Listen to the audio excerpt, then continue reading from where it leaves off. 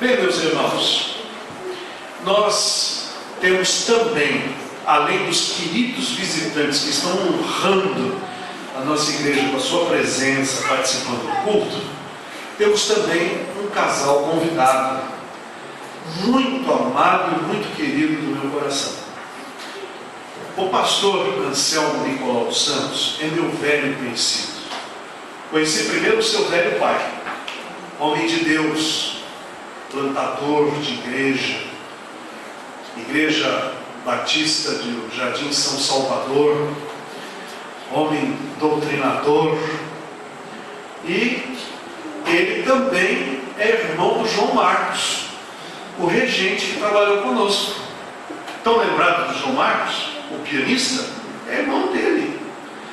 E o pastor Anselmo é meu velho conhecido há muitos anos, desde o tempo em que eu fazia parte do Conselho de Educação Cristã da Convenção Batista do Estado de São Paulo, e antes mesmo disso. Pastor Anselmo, eu posso dizer, é um amigo. Nós não temos contato, estamos tendo mais agora, por causa das oportunidades que a tecnologia tem nos dado, que nós podemos nos cutucar o tempo todo com o bendito do tal do Facebook e mandar algum recado. Então a gente tem se comunicado várias vezes. Mas o pastor Anselmo, ele sabe que quando precisa deste amigo, ele tem. E eu também sei que quando eu preciso dele, tem. Porque a verdadeira amizade não se prova pelo excesso de tempo que você gasta com o amigo, mas pela fidelidade que você tem por ele. E se tem um homem de Deus, fiel a Deus, fiel aos amigos, um homem de valor e de princípios, tem sido o pastor Anselmo. O pastor Anselmo foi pastor lá na Central do Tremembé. O pastor Anselmo hoje é pastor da Igreja Batista da Vila Zate, uma grande igreja, boa igreja. Eles foram enviados por Deus para lá e chegando, já estão há 6 anos trabalhando para Deus naquela igreja. E eu só posso dizer para os irmãos, tudo o que o pastor Anselmo tem feito ministerialmente na sua vida tem sido um modelo para mim. Quando ele cuidou da educação cristã no estado de São Paulo, da escola bíblica dominical, dos treinamentos na convenção, ele cuidava de todo o estado de São Paulo, do cuidado com os professores. Se os irmãos se lembrarem, na Bela Vista, quando eu fui pastor lá, vocês que eram na Bela Vista, eu dei um treinamento para líderes de escola dominical. Quem lembra disso aqui? Lembra? Olha quem estava por trás disso. O meu amigo, pastor Anselmo. Então, eu tenho aprendido com ele e nós vamos ser muito beneficiados, porque, conquanto eu tenha tecido todas essas palavras, a maior das virtudes que ele tem, que é um pecador arrependido, salvo pela graça do Senhor Jesus, chamado por Deus para proclamar as virtudes daquele que o chamou das trevas para a maravilhosa luz de Jesus. Então o pastor Anselmo não veio sozinho, ele veio com a simpatia da sua esposa, irmã Eliane, cujo nome é parecido com o nome da minha esposa. Eu já conhecia a irmã Eliane antes de mim, porque os nossos contatos foram muito reduzidos, muito pequenos. Eu acredito que 2 ou 3 no máximo, mas agora tem sido ótimos. E eu e eu temos nos munido de alguns amigos próximos. Eu dou graças a Deus que vocês estão mais próximos e vamos poder estar mais juntos, né? Então, o pastor Anselmo, antes de fazer uso da palavra, eu quero pedir para ele vir aqui, saudar a igreja e dizer umas palavras para nós, e depois eu passarei a palavra para o pastor.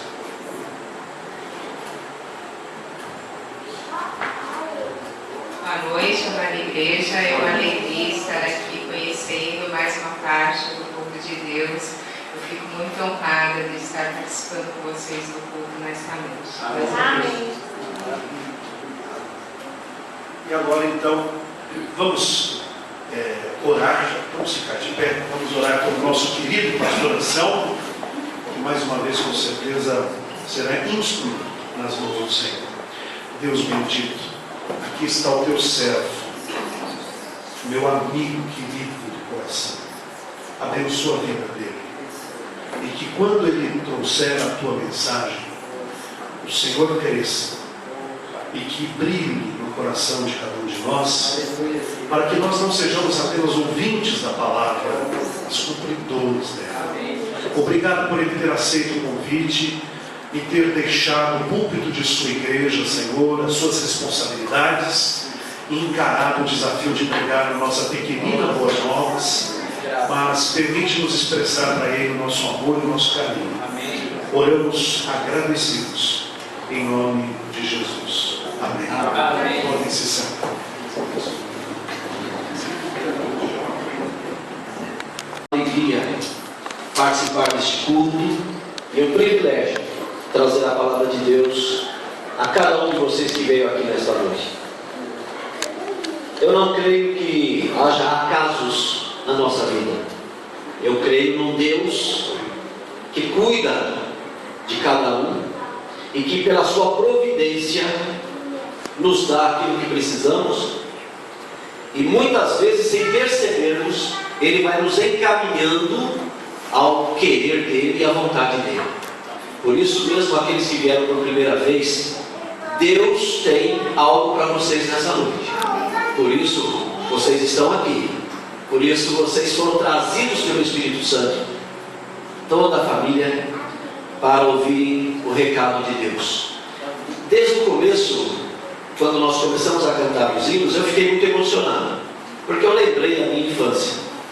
Igreja bem pequenininha, um monte de criança aqui na frente, e lembrei quando eu sentava nos primeiros bancos, e quando não, meu pai pregando, e havia uma mesa e eu ficava brincando de carrinho debaixo da mesa.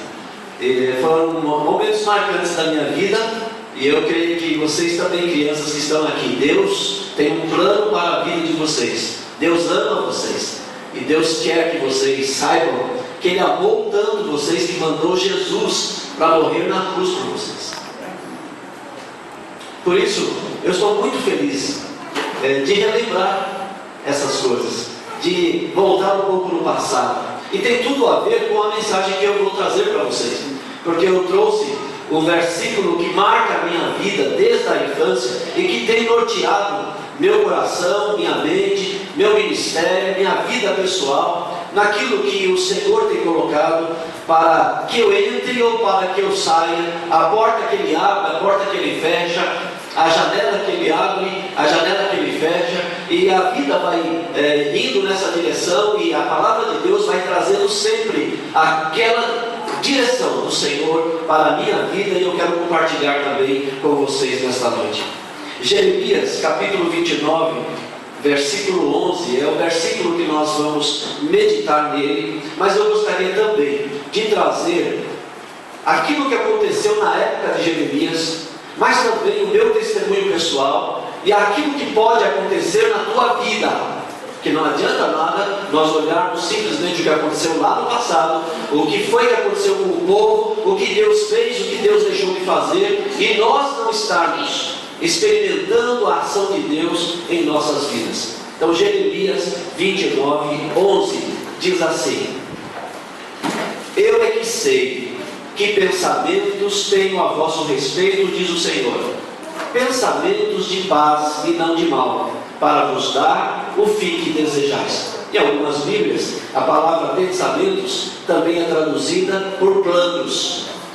Na linguagem de hoje também se colocam projetos. São palavras sinônimas: pensamentos, planos, projetos. Jeremias havia profetizado durante vários anos. Ele trouxe a palavra de Deus, ele conclamou o povo ao arrependimento, ao abandono do pecado, da idolatria, da imoralidade, da injustiça. Quase foi morto, foi jogado num poço para morrer. Chegou um certo momento, inclusive, que ele chega para Deus e diz: o Senhor me enganou. Ele estava tão deprimido, ele estava tão revoltado, que ele achava que o ministério dele teria efeito, como Isaías, que pregou, o povo se arrependeu e Deus disse: então não vou mais castigar vocês. Jeremias, ele acreditava então que ele ia abandonar a família, ia abandonar tudo, e saíram então para pregar, tanto no norte como no sul de Israel, e as pessoas iam se arrepender, as pessoas iam ouvir a voz de Deus, mas não foi isso que aconteceu.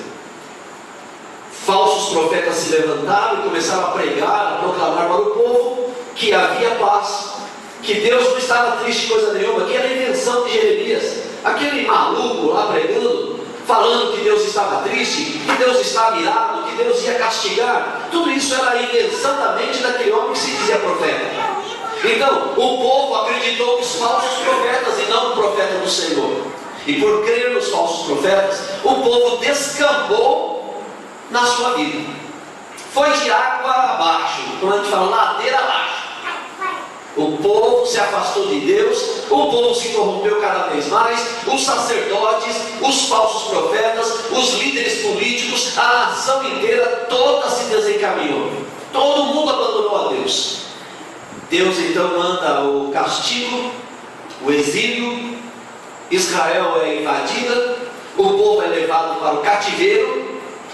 Jeremias tem a oportunidade de ir para o Egito e lá ser protegido, porque ele era até aceito como conselheiro do homem que estava na liderança do Egito, mas ele prefere ir lá no exílio junto com o povo, junto com o seu povo, junto com o povo de Deus, e pastorear aquele povo que ele tanto amava e que tanto avisou para que não fosse lá para o exílio. Agora ele está lá no exílio, ele chora junto com o povo, ele escreve o livro de Lamentações de Jeremias. Ele fala da noiva, né, que era tão bonita e agora está aí jogada na rua, que era o povo de Israel. E ele está lá no meio do povo. Só que alguns falsos profetas vieram para o meio do povo e começaram a falar para o povo dizendo: não se preocupe não, daqui a 2 anos Deus vai mandar todo mundo de volta. E mais uma vez, o povo que deveria ouvir a voz de Deus, o povo que deveria ouvir o recado do Senhor, o povo que deveria ouvir o profeta do Senhor, ouve os falsos profetas e começa a dizer: Jeremias, você está doido? Você está maluco de novo? Não esquenta não, 2 anos passam rápido. Que são 2 anos? Nós vamos ficar aqui só 2 anos, os profetas estão falando e logo nós vamos voltar. Aí Deus então manda um recado que está em Jeremias capítulo 29 e diz: diga a esse povo que é bom eles abaixarem o facho aí, que é bom eles não darem ouvidos aos falsos profetas. Eles não vão voltar daqui a 2 anos, pelo contrário, eles só vão voltar daqui a 70 anos.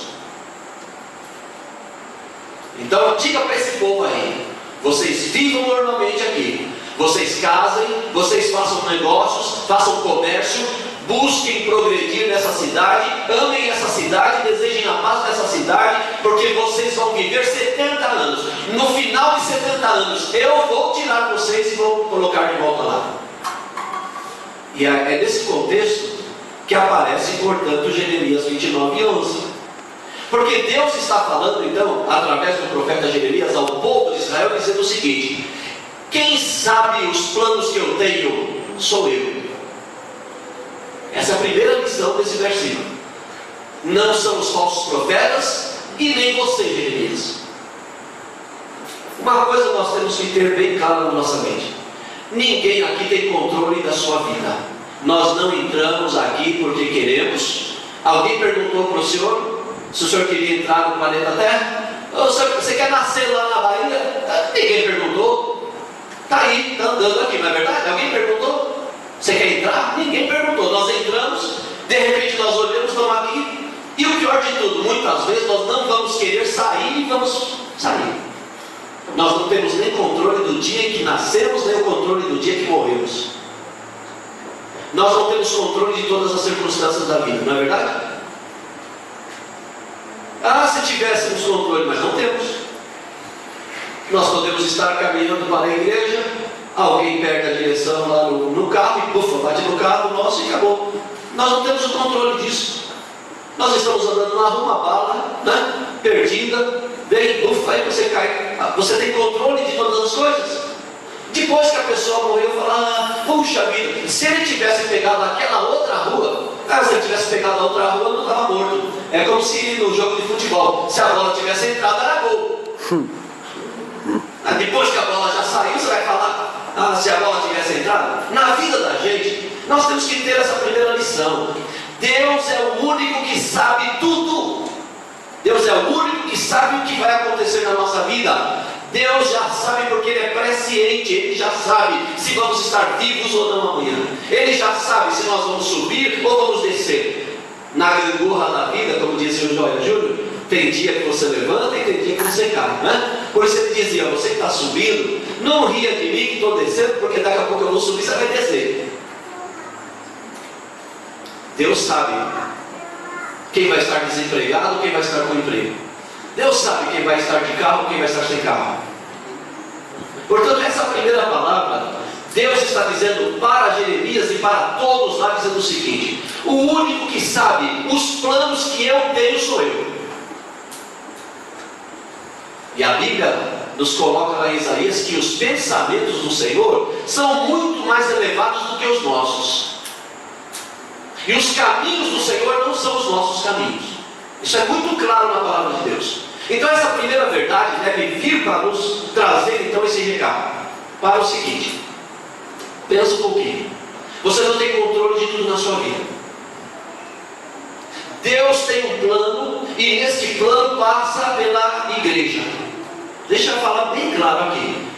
Se você não entender que o teu propósito é fazer parte desse projeto de Deus, que Ele antes da fundação do mundo, porque a palavra usada por Jeremias aqui é exatamente esta: Deus pensou algo antes da fundação do mundo. Israel fez parte desse plano, a igreja faz parte desse plano, desse projeto. Cada um que está aqui está dentro desse plano. Deus está chamando você para fazer parte desse plano. Você talvez não tenha nem ideia do que Deus quer fazer na tua vida. Você não tem nem ideia do que é que vai fazer ou não fazer. Você não tem nem ideia de onde você vai estar ou não estar. O importante é você se lembrar: Deus tem um plano, e você foi incluído hoje para ouvir que Ele quer você dentro desse plano.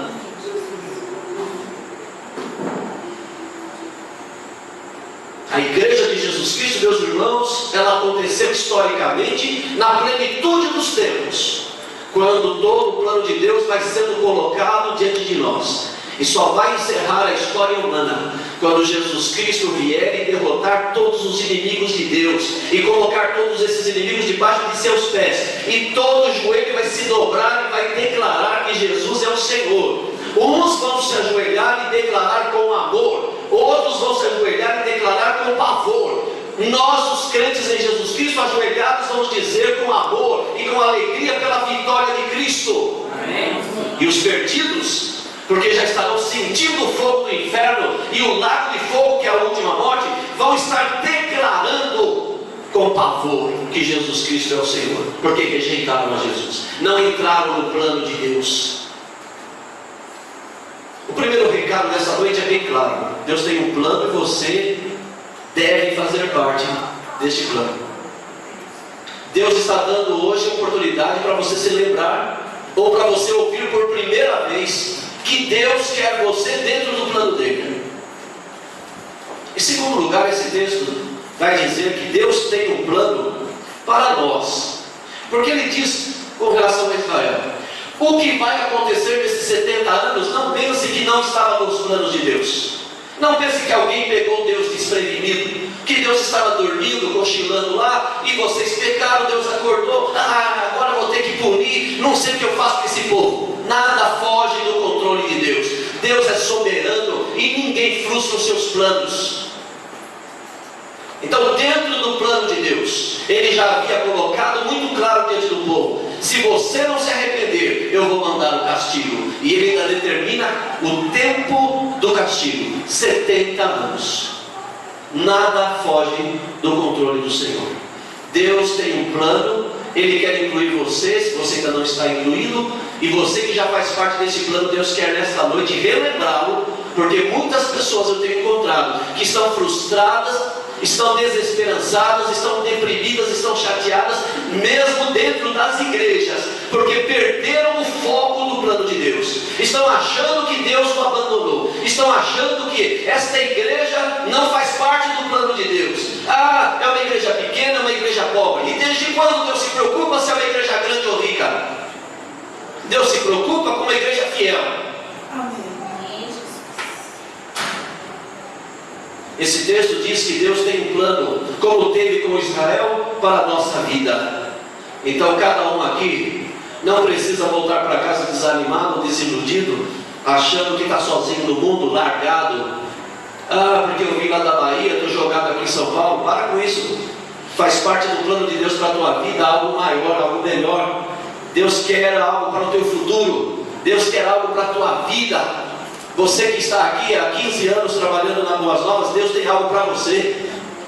Quando nós fomos para a Igreja Batista no Jardim São Salvador, em 1977, era um salão mais ou menos igual a esse aqui, que eu brinco que eles colocaram inclusive farinha para pôr o tijolo, porque o pessoal era pobre, não tinha dinheiro para ficar comprando muita coisa.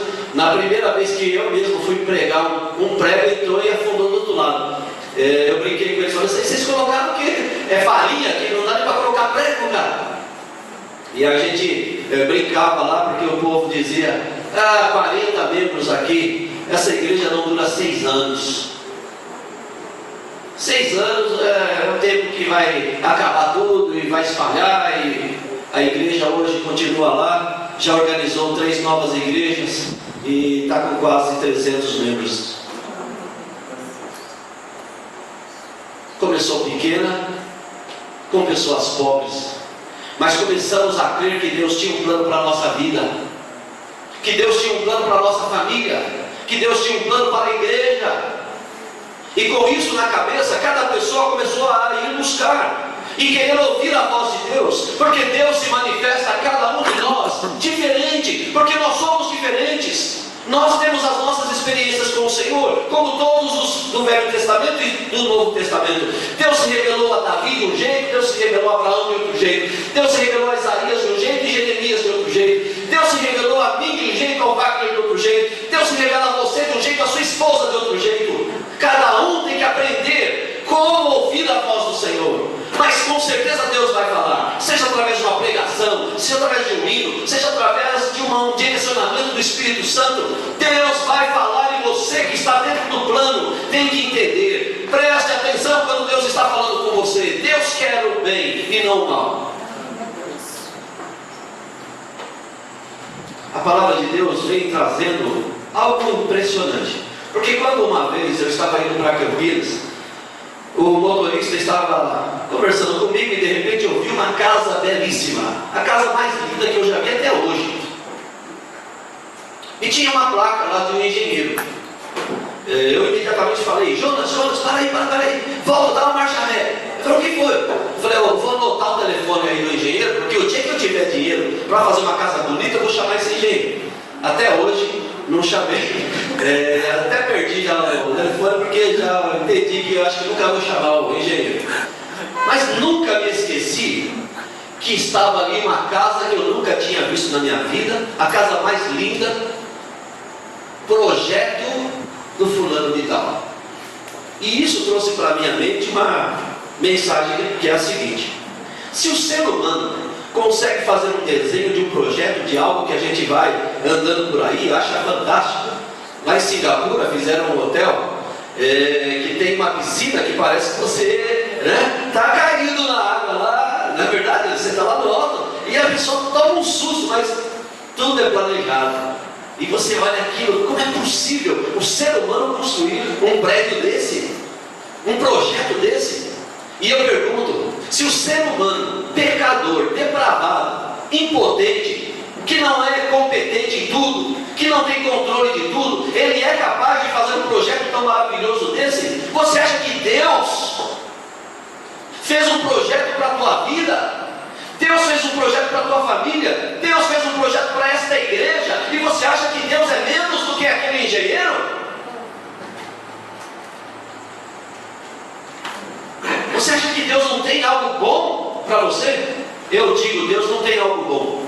Deus tem algo excelente para nós. Amém. Eu disse que eu lembrei aí quando que nem esse menino, eu sentava no primeiro banco e muitas vezes nem entendia nada do que estava acontecendo lá, porque aos 3 anos de idade eu fui para a igreja, morando num barraco de 5, E ali começamos a ter os primeiros contatos com a palavra de Deus, e Deus foi mudando a vida da nossa família. Meu pai, que tinha crescido lá no meio da rua, dormindo nos bancos da Praça da Sé, a partir dos 14 anos, Deus então tem um encontro com ele no meio da rua. Ele que estava lá com meio maço de cigarro e já tinha passado na padaria para comprar outro, porque não podia ficar sem o cigarro. Bebia de chegar muitas vezes travado em casa. E ele teve um encontro com Jesus no meio da rua e Deus o salvou lá. Pela maravilhosa graça de Jesus, Deus o libertou no meio da rua do cigarro e da bebida. Voltou para casa outro homem transformado. Nós não tínhamos nem ideia desse versículo. Nós nem tínhamos ouvido nada. Eu com 3 anos de idade começo a ir para a igreja, e ali Deus começa a falar comigo. Com 5 anos de idade estava lá na escola do Jockey Club, porque agora ele era jardineiro lá do Jockey Club. Uma freira chegou lá e começou a perguntar: que igreja você vai? A igreja católica, você está onde? E vai colocando aquela imagenzinha no pescoço dos moleques, das meninas. Chegou na minha, foi colocar, falei: não, sou crente, com 5 anos de idade. A freira parou, foi, entregou para as outras crianças. Aí começou a aula: o que você vai ser quando crescer, o que você vai ser, cada um lá, você é médico, você é advogado, você é isso, você é jogador de futebol. Aí chegou para mim e falou: e você, o que você vai ser? Eu olhei e disse: eu vou ser pastor. A freira olhou e disse: o que é isso? Eu não sei, mas você. Se nós não tivermos, irmãos, muito claro aquilo que está na palavra de Deus, na nossa experiência, nós não percebemos a mão de Deus na nossa vida. Nós nem vemos Deus agindo na nossa vida. Como é que Deus foi direcionando sua família? Como direcionou a minha? Meu pai perdeu logo o emprego quando o Gêmeo Quadros entrou e quis acabar com o maiô na praia. Quem mais deve sabe disso, né? Acabar com o jogo, então já quis fechar o Jockey Club. Meu pai era jardineiro lá, perdeu o emprego. E foi a maior bênção que aconteceu na vida dele na época. Um pouco da indenização, ele comprou um terreninho onde está vivendo minha mãe e meus irmãos, até hoje lá. Como Deus é bom. Mas ele perdeu o emprego. Foi a melhor bênção que Deus mandou para ele. Pessoas pobres, pessoas morando num barraco, de repente já construíram lá 2 cômodos de tijolo e um banheirinho. E nós vivemos bastante tempo lá, até meu pai ter condição de fazer para frente. E foi muito interessante, porque quando o meu irmão foi se casar, nós falamos: vamos melhorar isso aqui, porque está muito feio para ele morar lá com a família. Então vamos tirar aqui, vamos fazer um tipo de sobradinho. Quando nós tiramos o telhado, caiu a casa. A casa estava segura pelo telhado. Vocês viram que a casa era boa.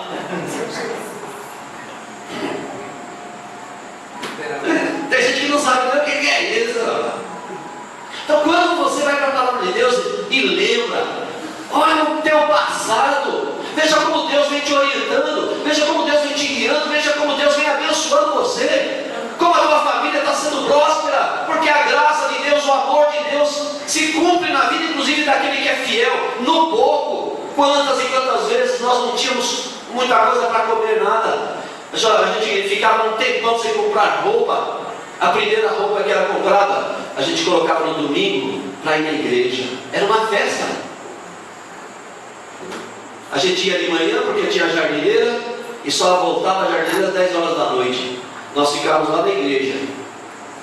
A gente comia lá uma gororoba com quissuco. Lembra aqueles quissuco? Bom pra caramba. Sanduíche de mortadela com quissuco. E a gente feliz da vida. Por isso eu me emocionei aqui.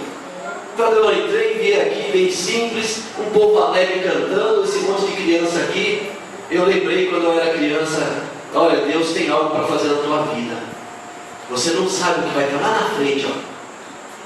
Mas se você crê em Jesus, Deus pode mudar a tua vida. Deus está dizendo aqui em Jeremias 29:11 que só Ele sabe. Ninguém aqui sabe, nem eu, ninguém. Só Ele sabe. Mas Ele não ficou mudo, irmãos. Grande parte do plano que Ele tem para nós e para a nossa família, Ele registrou na Bíblia. Nós sabemos o que uma igreja deve fazer. Nós sabemos, por exemplo, que uma igreja deve exaltar a Jesus, edificar a comunhão e evangelizar os perdidos. Nós não sabemos isso. Quando nós cumprimos isso, estamos dentro do plano de Deus. Mas tantas coisas, se eu devo trabalhar lá ou não devo trabalhar lá, se aquela porta vai abrir ou se aquela porta vai fechar, se eu vou parar no hospital, como parei há um ano e pouco atrás, com 1014 lá da glicemia, e a médica que veio lá fazer entrevista disse: olha, nós tiramos 2 vezes aí o exame do seu sangue, porque estava muito alto e nós não acreditamos naquele exame, achamos que estava errado. Como é que você entrou aqui? Eu entrei andando, porque estava sentindo lá um ligeiro mal-estar. E a minha esposa brava, porque eu não queria nem ir no hospital. Ah, porque quando dá 500, 700, a pessoa está entrando em coma. Você entrou aqui com 1014 andando. Eu falei, andando. E não entrou em coma. Eu falei, ninguém falou que era para entrar.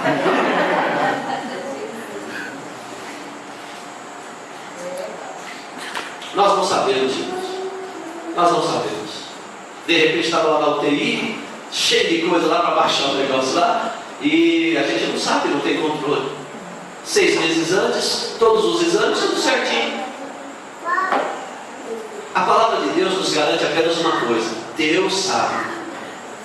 Se você confiar nele, seja a hora de você vencer ou perder, seja a hora de você ganhar ou não ganhar, seja a hora de subir ou descer, seja a hora de rir ou chorar, Deus está com você e Ele sabe. Amém. E Ele vai dizer mais ainda, irmãos, concluindo a nossa mensagem nesta noite. Eu sei os planos, os projetos, eu sei os pensamentos que eu tenho para vocês. E são planos, projetos, pensamentos de paz. Paz. A palavra shalom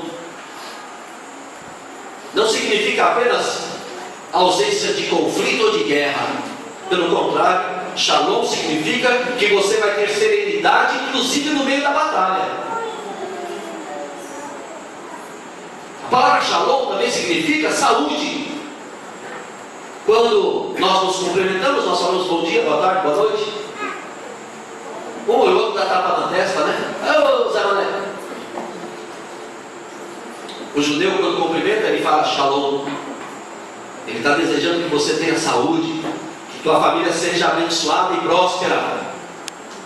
Deus está falando aqui para aquele povo: para de ouvir os falsos profetas. Vocês já entraram pelo cano. Vocês já ouviram o que deu. Vocês estão aí no exílio. Vão continuar ouvindo os falsos profetas? Para! Escute a minha voz. Escute o meu mensageiro. Escute a minha palavra. Porque eu quero que vocês vivam em paz. Portanto, não vão voltar daqui a 2 anos. Vocês vão ficar aí 70 anos. Eu quero a paz de vocês aí. E depois eu vou tirar vocês daí e vou trazer de novo para Israel. E quero a paz de vocês aqui em Israel. Onde Deus nos mandar, Ele quer que tenhamos paz. Seja no exílio, seja na terra prometida. Você tem paz no coração? Essa paz que excede a todo entendimento, essa paz que o mundo não dá. Você conhece o Michel Teló? Aquele do Ai Se Eu Te Pego? Conhece o Michel Teló? Quando começou a fazer fama no mundo inteiro com essa música que, né, é um chiclete que gruda, na verdade, acabou o casamento dele. Não é uma coisa impressionante? Pessoas que não têm paz. Quando a família deveria unir dizendo: nós lascamos aqui na vida, não é verdade? Ou você até que fez um sucesso agora, porque a gente comeu só farinha aqui, até agora nós vamos comer um jabá, nós vamos comer uma picanha. Então agora vamos estar todo mundo junto, porque se nós no sofrimento estávamos unidos, agora que vamos poder usufruir do bem-estar, vamos todo mundo unir, vamos ter uma família próspera, todo mundo junto, todo mundo alegre. Quando ele fez o sucesso, acaba o casamento. O que está acontecendo? Não tem paz. Você se lembra da Whitney Houston? Aquela cantora famosérrima. encontrada morta num hotel, tomando remédios lá para a depressão, encontrada então morta na banheira, provavelmente dormiu ou ficou inconsciente e se afogou, encontrada morta no hotel. Por quê? Uma pessoa que há 10 anos atrás estava numa igreja batista, dando testemunho de que estava entregue às drogas, dominada pelas drogas, e ela conhecia Jesus Cristo e ela via que Jesus Cristo podia libertá-la. O que faltou? Você acha que faltou o poder de Jesus Cristo? Que busca nas coisas deste mundo, que busca na fama, que busca na glória humana, que busca no dinheiro, que busca no poder desse mundo, que busca nesse prazer ilusório, substituir a comunhão com Deus. Pessoas sem paz. Nós estamos vivendo e rodeados por pessoas sem paz. Vindo aqui para a igreja, o Wagner na frente, minha esposa dirigindo atrás, nós levamos umas 3 fechadas, tanto eu como o Wagner. Pessoas que estão andando no trânsito achando que são donos, na verdade, do trânsito. Que o carro deles é uma arma e se você não sai da frente, ele joga, certo? Você acha que essa pessoa tem paz? Ela está perturbada. A palavra de Deus vem dizendo o seguinte: na tua vida, Deus quer que você tenha paz. Na tua família, Deus quer que a tua família tenha paz. E na igreja, Deus quer que esta igreja tenha paz, shalom, saúde. Pode ser pequeno, mas tem saúde, certo? E quando alguém diz, porque eu sou pequeno, eu vou lembrar, olha, quem caiu foi o gigante, viu? Não foi o pequenininho, não. Vamos lembrar isso, não? Quem caiu, quem tomou o tombo, quem levou a pedrada na testa e caiu, depois perdeu a cabeça lá, que o Davi chegou com a espada dele mesmo lá e cortou, não foi o pequenininho, foi? Foi o grandão. Então para. Por que você vai ficar a vida inteira dizendo eu sou pequenininho, porque eu sou pobre, porque eu sou aquilo? Você crê em Deus? Deus é o Todo-Poderoso. Deus quer te abençoar, Ele tem um plano para a tua vida. Deus quer abençoar a tua família, Ele tem um plano para a tua família. Deus quer abençoar esta igreja, porque Deus tem um plano para essa igreja, senão essa igreja já tinha deixado de existir, irmãos. Deus tem um plano, e é isso que eu vim trazer para vocês nessa noite. Não deem ouvidos aos falsos profetas, que estão falando de prosperidade só econômica. Deus tem uma prosperidade que é você ter uma missão e cumprir a missão. Isso é prosperidade na Bíblia. Se é rico ou pobre, não faz diferença. Salomão, enquanto obedeceu a Deus, a Bíblia diz que ele era próspero. A partir do momento que ele desobedeceu a Deus, ele era rico. Mano, há uma diferença muito grande. Na verdade, o próspero e o rico. Eu conheço gente aqui por perto, ó, muito rica, que eu não troco minha vida, nem morto, pela vida dessa pessoa. Não troco minha família pela família dessa pessoa. A Bíblia vem dizendo então para as crianças hoje aqui, ó, Deus tem um plano para vocês. Creia que Deus tem um plano para vocês. Deus está falando para os jovens aqui, ó, Deus tem um plano para vocês. Deus está falando para os casados, Deus tem um plano para vocês aqui. Deus está falando para os idosos aqui, ó, vocês não estão aí só com o pé na copa. Que história é essa? Deus tem um plano para vocês. Deus tem um plano para os idosos. A Bíblia diz que na velhice darão frutos. Esse é o plano de Deus. Encerrando a minha mensagem, então, meus irmãos, eu quero dizer uma coisa. Toda vez que a palavra de Deus vem a nós, Deus quer uma resposta nossa. Não é verdade? O que nós vamos responder a Deus diante dessa palavra? Você crê que Ele tem um plano para a tua vida? Amém. Você crê que Deus tem um plano para a tua família? Amém. Você crê que Deus tem um plano para essa igreja? Amém. Vamos abaixar as nossas cabeças e vamos orar. Eu quero orar com alguma pessoa que veio aqui precisando ouvir esta palavra porque eu creio que a palavra de Deus não volta vazia. A palavra de Deus vai fazer aquilo que Deus quer. Às vezes nem o pregador sabe, mas Deus sabe. A pregação vai fazer aquilo que Deus quer, o propósito de Deus. Se você veio aqui nesta noite precisando ouvir esse recado e quer dizer para Deus: Senhor, obrigado por esta palavra, porque mais uma vez eu fui confrontado com a realidade de que o Senhor tem um plano e eu estou dentro desse plano, e o Senhor tem um plano para o meu futuro. O Senhor quer a minha paz, quer a paz da minha família, quer a paz da igreja. Você que veio então precisando ouvir esta palavra e deseja falar: Deus, eu creio nesta palavra e eu quero sair daqui diferente, eu quero que essa palavra mova meu coração. Eu convido você a se colocar em pé. Eu gostaria de orar junto com você. Se há alguma pessoa que veio aqui dizendo agora: eu estava precisando dessa palavra e Deus veio e trouxe essa palavra para mim, fique em pé. Deus abençoe essas pessoas que estão ficando em pé. Deus abençoe, Deus abençoe, Deus abençoe. Há mais alguém? Das crianças, dos jovens, Deus abençoe, Deus abençoe. Deus abençoe, Deus abençoe o menino. Há mais alguém? Fique em pé, você que creio que Deus tem um plano para a minha vida. E Deus quer a minha paz e não o meu mal. Deus quer me dar um futuro de esperança. Há mais alguém que quer vir? Meu Pai me deu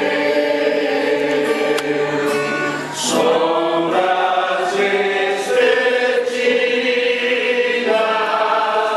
coleja o céu, com Jesus bendito, Senhor.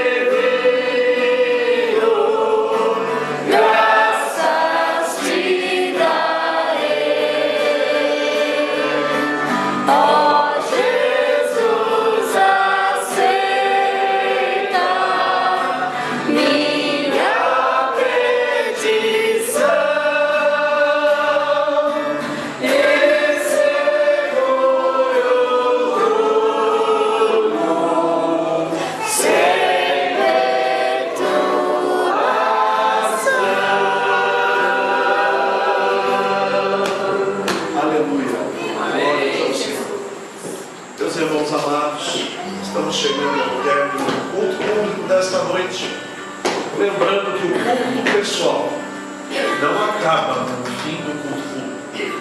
Ele continua para sempre. Quando nós morrermos, e para o crente morrer é viver, disse o apóstolo Paulo, para mim o viver é Cristo e o morrer é lucro, o culto continuará no céu, porque nós nunca nos separaremos do Senhor. Jesus disse, eis que eu estou convosco todos os dias, Amém. até a consumação dos séculos. E Jesus disse ao Pai, eu quero, Pai, que onde eu estiver, eles estejam também. Então bendito seja Deus, que o Senhor nunca vai nos dispensar. Ele disse, o que vem a mim, de maneira nenhuma o lançarei fora. Que bênção maravilhosa. Então que esta semana seja uma semana de Jeremias 29:11 na vida de todos nós. A minha, a do pastor, sua, a nossa.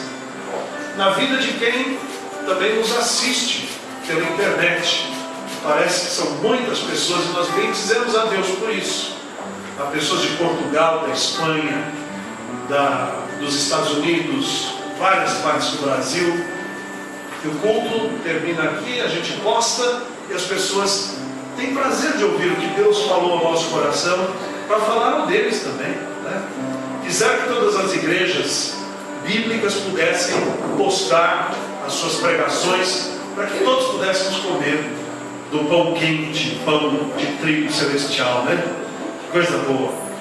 Quarta-feira, culto, teremos aqui e orem por nós, orem pela nossa igreja. Nossa igreja, como disse o pastor, ela não é rica, mas ore para que ela seja fiel. Amém. Em nome de Jesus. Amém? Amém. Ok. O nosso querido pastor vai impetrar a bênção, sentaremos, ouviremos o pós-lúdio e o pastor e eu vamos estar à porta para cumprimentar os irmãos. Então vamos à bênção, depois nos sentaremos. Que a graça do nosso Deus e eterno Pai, o amor de nosso Senhor e Salvador Jesus Cristo, que as consolações e a direção do Espírito Santo permaneçam conosco e com todo o povo de Deus, espalhado em toda a face da terra, não somente agora, mas para todos sempre. Amém. Amém.